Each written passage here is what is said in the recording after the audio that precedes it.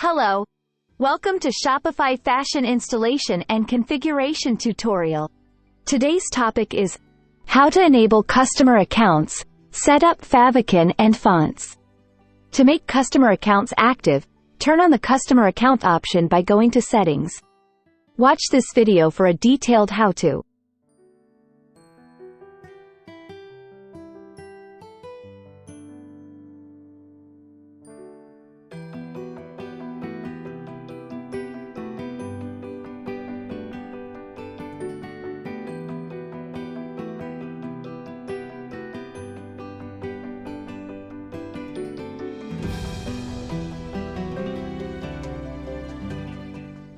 By navigating to the theme options, you can alter the font and icon.